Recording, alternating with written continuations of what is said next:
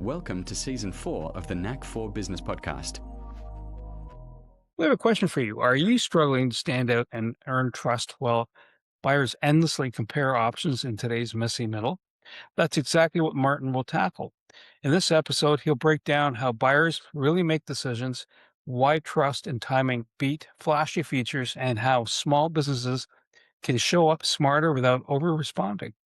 If you're ready to cut through the noise and win your ideal customers, tune into this show and listen and learn from Martin's practical steps to master the buyer's messy middle. Our guest today is Martin Pietrzak, founder of Pinch Marketing.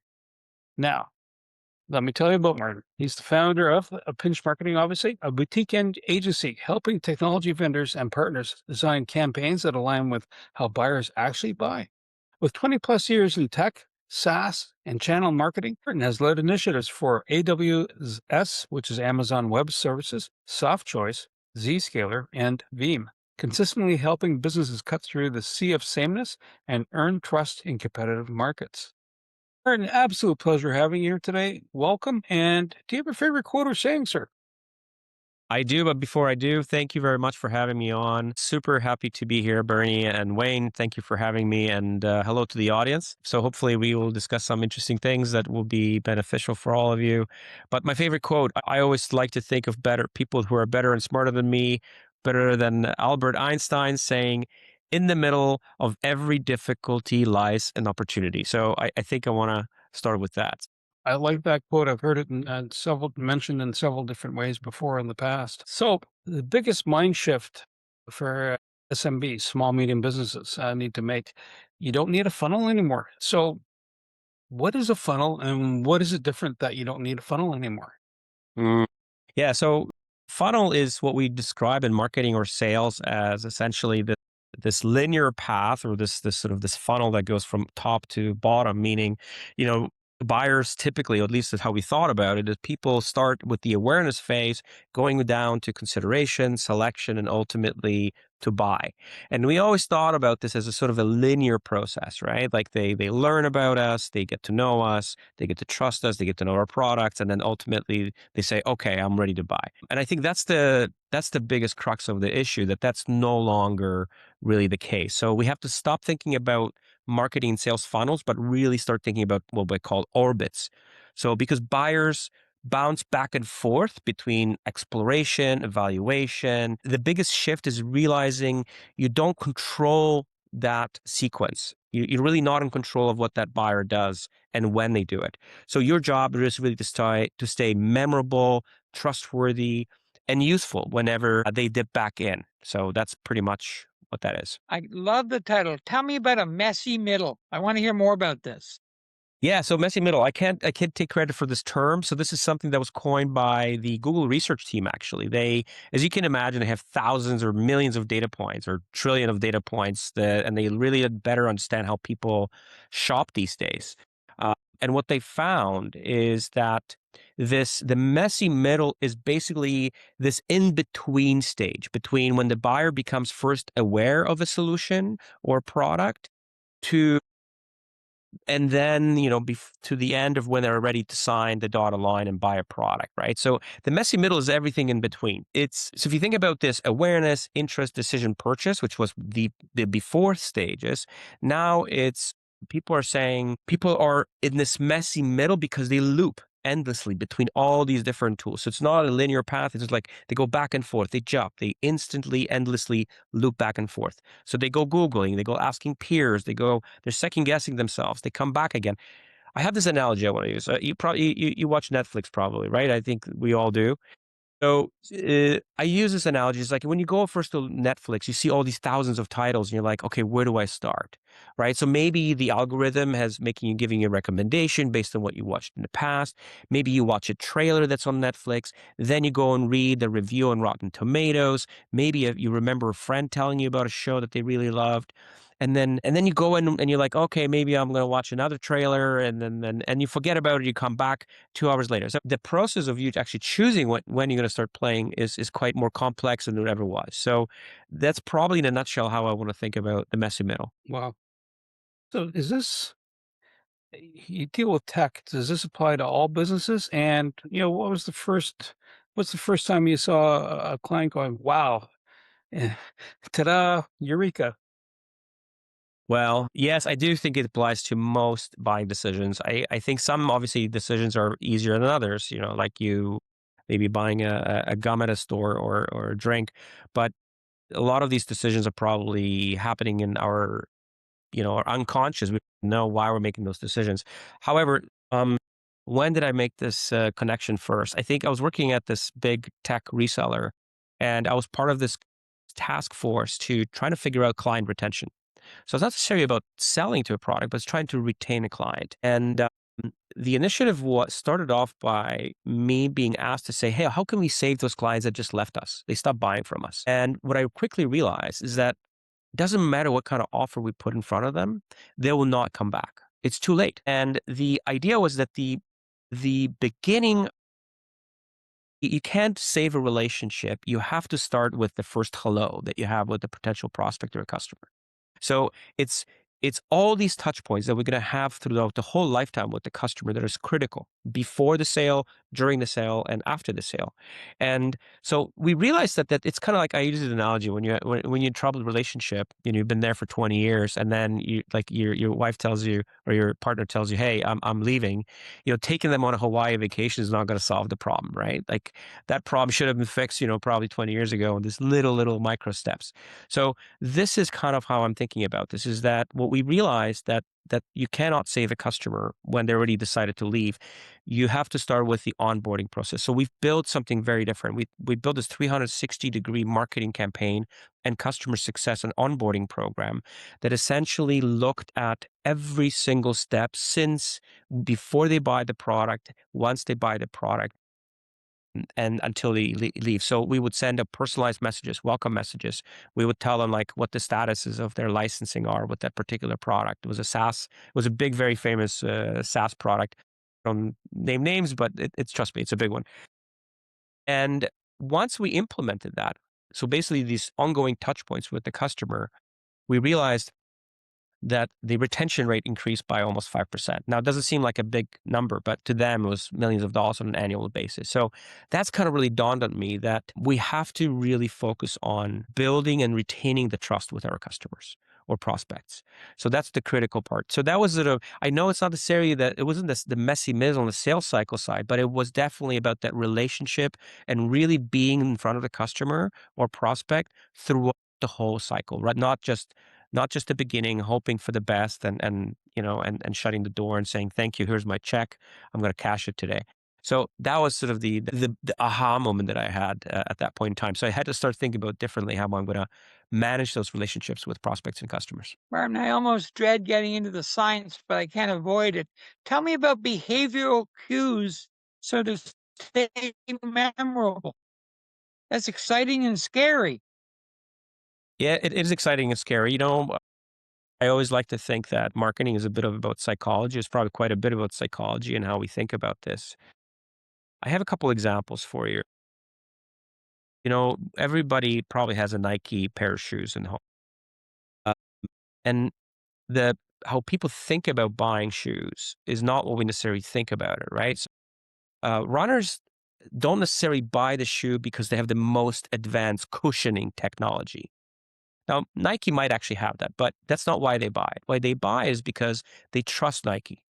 They trust the brand, the athletes that talk about on their behalf, the community that they build. And so the features are never really the primary selling point. So that's really what the point I'm trying to make is that the psychology of it is that it's not about the product. It's about the relationship and the trust that you build with the community that's going to be really critical. Starbucks is another one, right? Like plenty of coffee shops, cheaper coffee, probably better tasting coffee. But hey, you know what? When I'm on my way to work and I want consistent, trusted brand that's going to always make my latte the way I like it, hey, I'm going to probably knock on Starbucks, door. So that's probably what like I say, the psychology is super critical. It's about building that relationship so you got the right emotional engagement with the customer, that they trust you, they want to buy from you, because ultimately it's that human connection, the trust.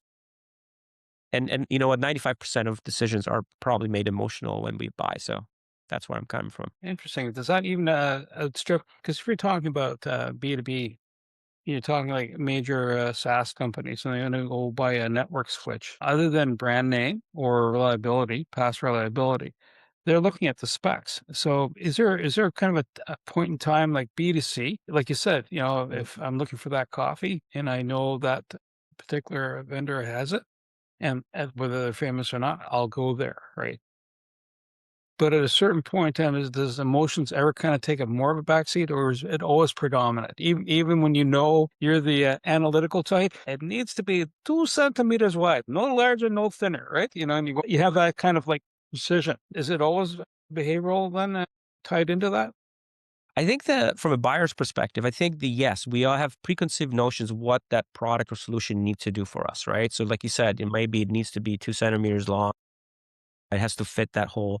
Absolutely. So I have specs in the back of my mind that it has to fulfill. But when you go to the store, when you go and start shopping online, you will notice that there's probably hundreds of solutions that are competitive products that are out there that have the same specs. The question is, which ones out of on the aisle, which one are you going to pick?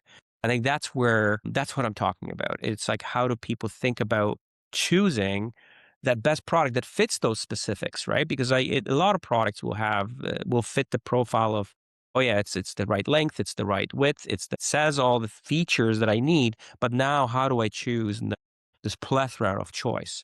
And I think that's where we're coming back to this idea of that we need to really get into the minds of that customer and trying to figure like what's going to make them feel and get to that decision point, right? So from a psychological perspective, like we talk about small businesses a bit, right? A little bit, but even small business have an opportunity to really outsmart or the bigger brands that have bigger pockets.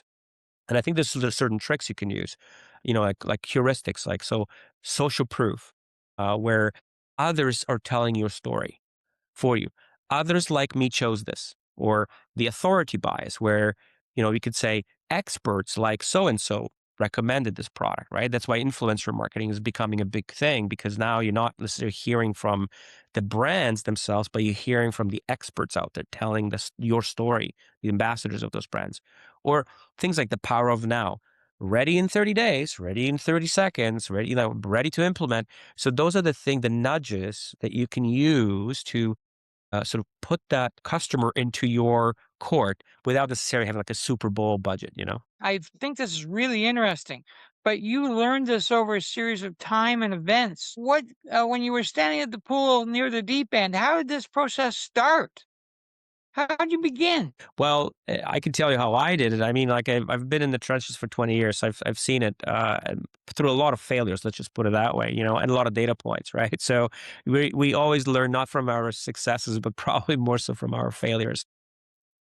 Because we tried a lot of different things, and sometimes those small campaigns that should have worked better than others, and it were flashy, all the features and all the products were amazing, still didn't do very well. So uh, it made me think, like, what's behind the scenes that I'm not picking up on? So I think that the best thing we can really do, and I think that the best thing we can ever do, is really get in front of our customers and better understand what made them go with us. So, when people talk about why did we lose a deal, and they always put this in their CRM platform, oh, I didn't win this deal because, well, we don't do enough of saying, hey, when did we win this deal? And asking customers, hey, why did you buy us? Why was our solution in your mind better than others? Ask those human questions like, was it a review or testimonial that you've read? Maybe it was a colleague that recommended us. Maybe it was something about the offer. Maybe it was this scarcity, exclusivity factor. Maybe because we were showing up consistently in their searches, in their research. We were there from start to finish. So a lot of these things could be the factor, but you need to better talk. You really need to get in the mind of your customer. I call it the empathy, right? So the better you understand what your customers' pains are, what their challenges are, and then figuring out and asking those questions, how are you actually solving for those pain points, those challenges? That's really critical. That's what I find painfully aware of those steps that I had to learn. But that's my advice to the owners of businesses, is essentially, if you are not in front of the businesses, make sure your sellers are in front of those businesses and those customers asking those questions. So if you have a product, and I'm gonna take it that if you have a SaaS product, it's the user interface.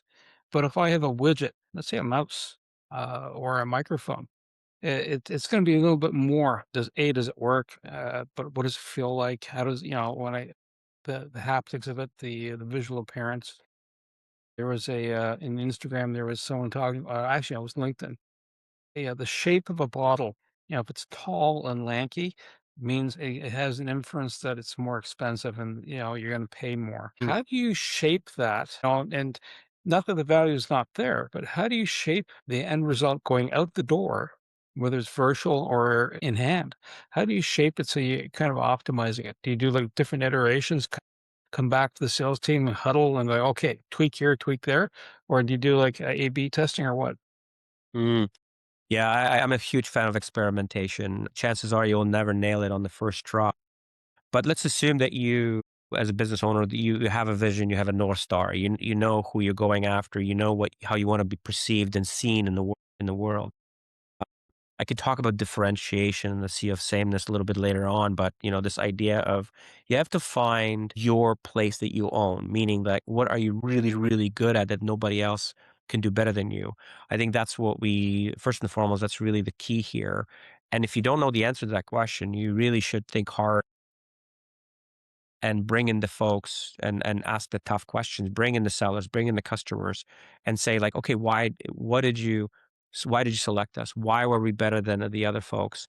And let's assume you've defined it and you know what, if you're a wine seller and people say, hey, you know what, your wine tastes really, really good. And it's up there with the French, with the Californian wines. Why are you selling it for such a cheap price? So maybe at that point in time, you could say, hey, I need to rethink how I want to brand myself. And now I'm going to upscale my brand. Maybe I'm going to start with those heavier bottles, right? That have a higher correlation to people's perception that it's actually a better wine. Like you're absolutely right. There were psychological tests that they've done on wine tasting, and all they did was they put two of the same wines. One was in a cheap bottle, the other one was a nice, heavy, dark, bottle that feels like fuddy, and of course, shoot, majority of people they love the other wine, even though it's the same wine. So I think you have to build those components and decide, of course, and experiment. What works for you? What venues, what kind of customers? I'll give you another example. I read recently, I'm borrowing from this other gentleman that I was following. And he talked about this idea that when you want to buy like a luxury car, luxury brand like Rolls Royce or Bentley or these Maybach Mercedes that costs hundreds of thousands of dollars, you don't go to car shows. Because now you're comparing yourself to the Hondas and the Toyotas and the Hyundais and the Fords. And guess what? Now you're the most expensive guy in the room. So what did they do differently? They decided to exhibit at air shows, basically where people buy airplanes. So now if I'm a buyer of a private jet that costs me $100 million, that Bentley is just a little like bonus, right? It's like a small little chip your changs. It's you shifting that perception, right? And so they realized we didn't sell any cars and like our cars. We sold a lot of cars when we were comparing it to airplanes for hundreds of millions of dollars. So those are the kinds of things you need to figure out and experiment with. So don't be afraid of experimentation. Don't be experimenting of failure. So I would just say, go out there and try out new things that might work for you. I just want to follow up on that. I've seen it being done at, sorry, Wayne, but I've seen it being done at certain trade shows. I know I'm going to sell something for $200. It's worth $200. Do I park it next to something that's worth $300,000 or $30,000 or $3,000? That 200 now looks really, is that a psychological piece in the buyer's mind that you're working with? That's one of them. Yeah, absolutely. I think framing it is important. And that's why people, spend so much money on packaging. Sometimes as a consumer, I hate the fact that packaging sometimes takes more space and room than the product itself. I don't love that. But from a marketing perspective, plays a huge role. So when you're talking about framing and where the product positioning in stores is super relevant and important, that's why, people, when you're selling a product at the eye level, that tends to do better than the product at the bottom shelf. If you put a product that's, $50 right beside one that's a very competitive product beside one that's $5, probably not good for you. Right. So that's why, a lot of brands, they will fight for the best shelving space to be able to figure out where do they want to fit in order to increase their sales. But so that's just one of the tools that you have at your disposal, of course. Now, it depends on what kind of products you sell. A lot of my clients, they don't sell products per se. They sell solutions or implementation of multi-million-dollar technology solutions, right? So you can't just throw that up there. Consumers or customers or clients are become much more sophisticated. So some of these tricks are not going to work on a multi-million-dollar solution. Usually there's buying committees. So you're not selling to one individual, you're selling to multiple individuals in different roles. They care about different things. So it's not about that one thing. It's probably a combination of things. So I always tell customers, think about your ideal client profile or ICP. So that's potentially the decision maker, but also think about the influencers, the people the financial people. They might look at that and say, why are we spending this much money? And then you have to talk about procurement people. You have to talk to legal. You have to talk to the potential users of those products and solutions. So it's never as simple as one thing, right? So you have to figure out what is that formula look like for your product or solution, right? So, but it always goes back to this idea of like, think about how your customers think. So put yourself in their shoes. What are they looking for? What are they searching for? How do they find you? What are they saying about your competitors? What are they saying about you? What questions are they asking? That will probably give you hints of how then you can frame your solution in the context of the perception in the marketplace about yourself and how you can use it to differentiate yourself. And you had a very personal moment where your beliefs were shaped by trust. And I think that even over features. One thing that I find interesting is sometimes early in the relationship, the worst a person can say is trust me because it makes sure you don't. Help me with that. Explain that to me. It's a good question. I mean, obviously, there's things that we can think of in our personal life. I think people can relate to, right? When we first get to know someone as another individual, right? That's probably the best analogy I can use here is when you get to know someone, when you first walk into a place and you start talking to them, you almost, and it's not like you ask yourself, why do I like or dislike this person? I think this becomes somewhat automatic in some regard, and that's probably shaped by backgrounds, how we think about the world, or education, our parents, our friends, and all of that. It's a pretty complex model to look at. So I think for myself, we have to remember that those same things apply in business.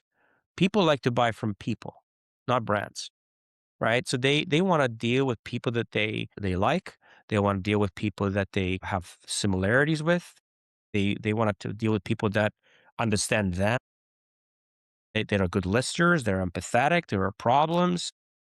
So I think that's kind of like, from a personal perspective, I think that's what shapes our beliefs, right? And I think that's the same. If we take that and translate it into the business world, I think we're going to do so much better. So if you're a business owner that doesn't think about those things, you're probably losing out because at the end of the day, the buyer is going to buy from you not because you have the best X. It's because they want to work with you and what your business is associated with.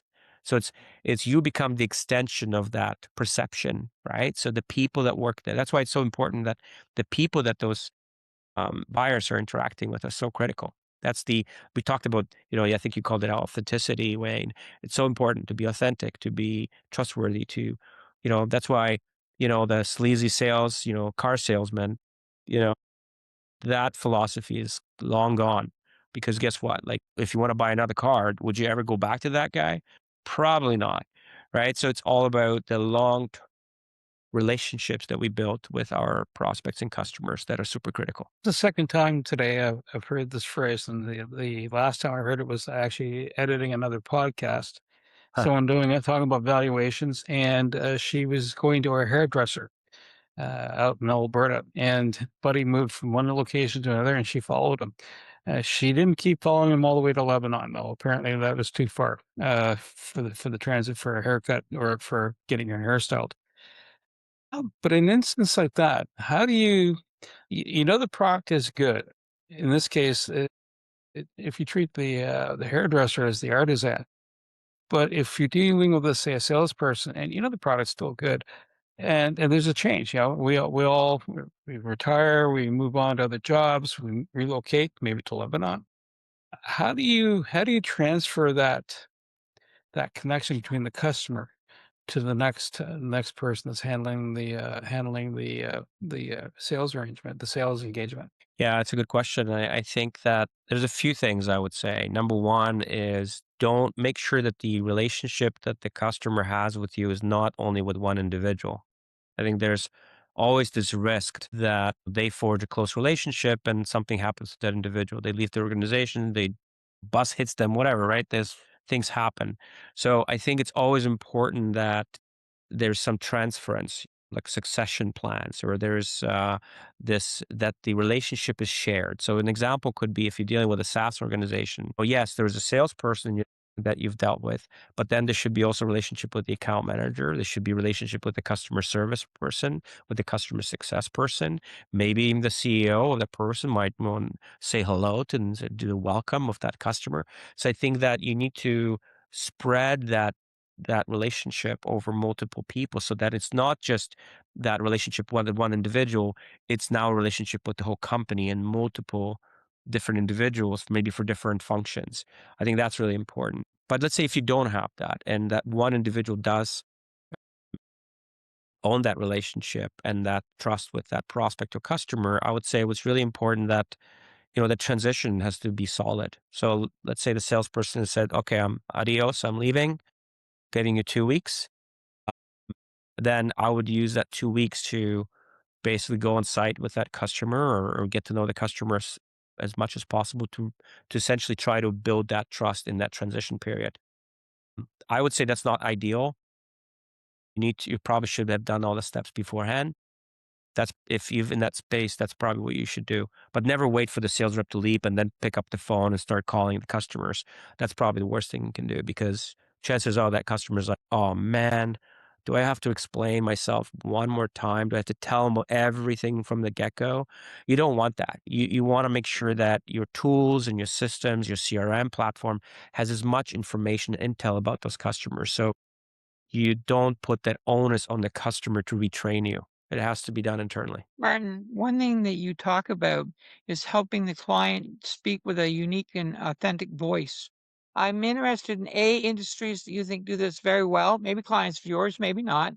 And also when they spectacularly blew it, when they picked a voice that wasn't authentic and they paid dearly, either or both. Let me think. I'm trying to think any big brands out there that, really do this well. If you think about the big brands, let me put it this way. So I think we talked about this idea that there is this authenticity in my mind or my book is this idea that the perception of you matches of what you think of yourself. So the external perception matches what you think.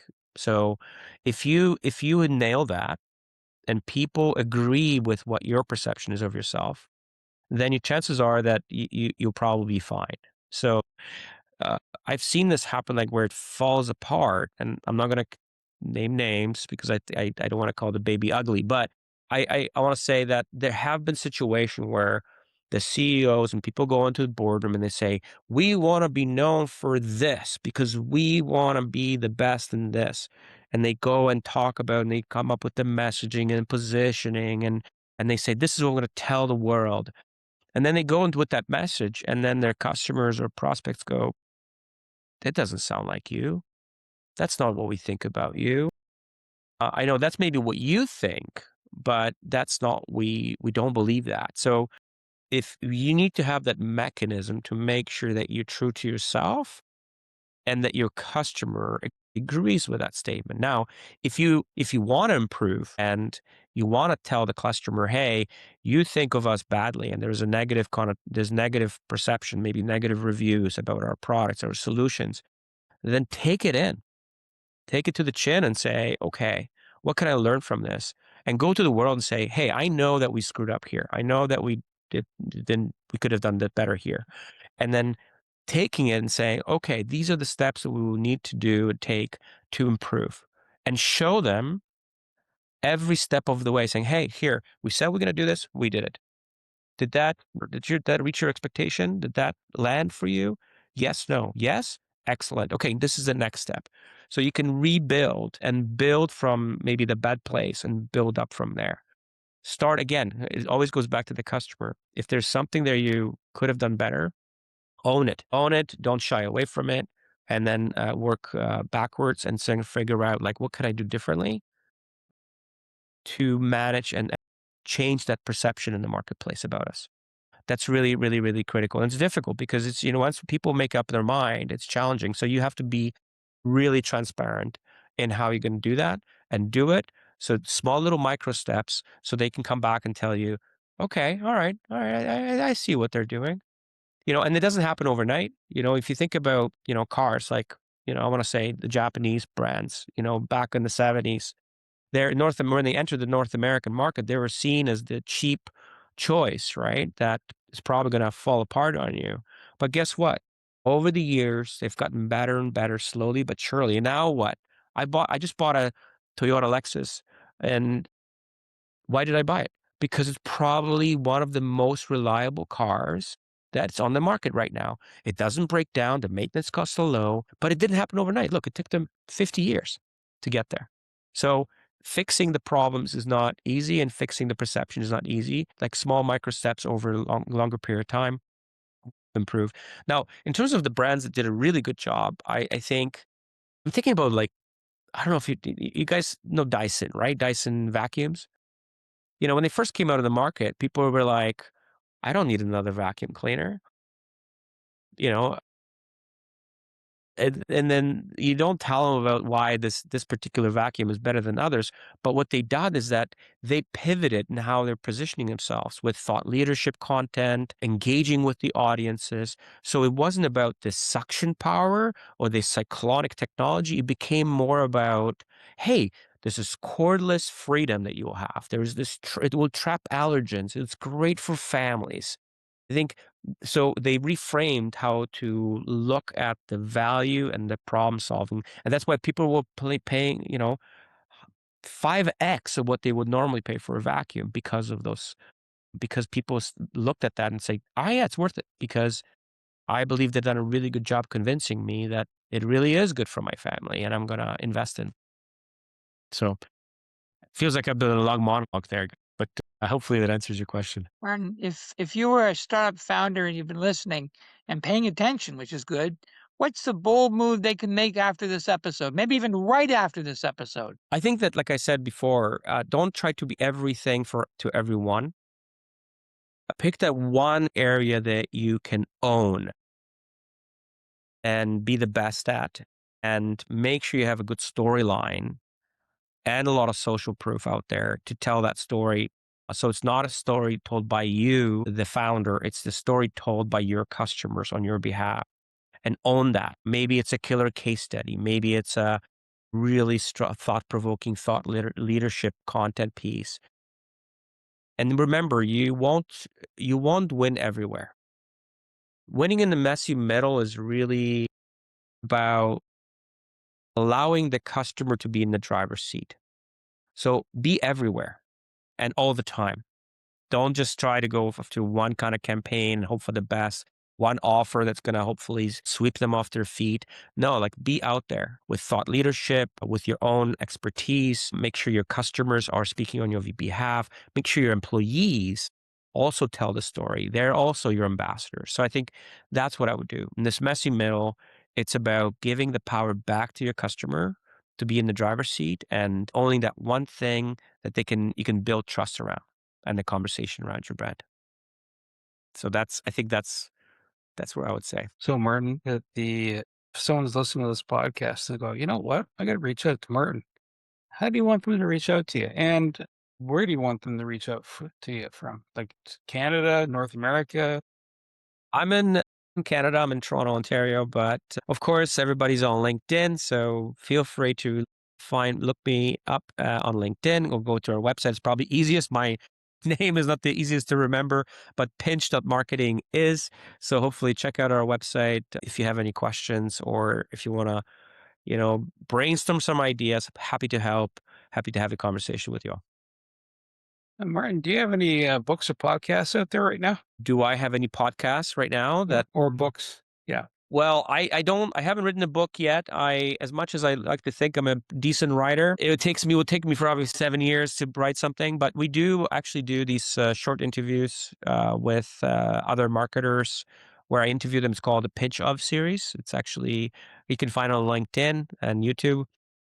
Basically, I interview some folks who are practitioners in the trenches with very practical advice. So if you're a marketer, if you're in partner marketing or channel marketing and tech marketing, I would highly recommend you check it out because I think it's, what better yet? Again, I'm not talking at you. I'm talking with the pros out there who have been and done, and they have some fantastic pieces of advice for everyone. So check it out. That's Martin. Thank you so much. And I want to say thank you to Martin Pietrzak, my co-host, Wayne Pratt, and you, the Knack for Business listeners, because you know what? Without you being here today and listening, or maybe not today, but listening to this show wouldn't be possible. All right. And this is really good information to share with you. So Martin helps businesses cut through the sea of sameness. So if you're kind of blending in and, people can't tell where you are, maybe you're too camouflaged, all right? Martin can help you get that kind of popped out of there. Right. And it's all about the buyer journey. And if you're into the SaaS or the tech space, even more of a reason to reach out to Martin. To reach the podcast hosts, email them at info@creativeinsight.com or by the website creativeinsight.com, spelled KREATIVISIGHT.com. To reach Wayne at his email, wayne@motive8u.ca, that is MOTIVE, the numeral 8 and the letter u.ca, or his website, motive8u.ca. If you would like to be a guest on this podcast and share your knowledge, let us know. We would also appreciate your feedback on the content or format. Check the show notes for more details. For these podcasts, we like to acknowledge the support and thanks to the following people. Carl Richards from Podcast Solutions Made Simple, a renowned podcast expert. Fred Crouch, who is the Property Wizard podcaster, where Bernie is a co-host. Jovan Strika from At Hive, a co-working space that is more than just a space. Then Melanie Weber, Bernie's invaluable business partner, and Wayne Pratt from Motive8U Inc., who serves as both a coach and co-host of these podcasts. Disclaimer. Please note that the Knack for Business podcast episodes are meant solely for educational and general informational purposes. The information and opinions contained within are not intended to be professional advice on any subject matter. The thoughts, views, and opinions expressed by the participants are their own personal beliefs and do not represent the views of the podcast hosts or any affiliated organizations. It is important to note that this podcast is not a replacement for consulting with certified experts in your area who possess knowledge of your unique situation. The hosts of the podcast, along with any participants or affiliated groups, do not take responsibility for any actions taken or not taken based on the information presented in this episode. It is highly recommended that individuals seek guidance from their own personal advisors in fields such as accounting, law, or other pertinent areas prior to undertaking any actions or making decisions that may impact their financial, legal, or other aspects of life.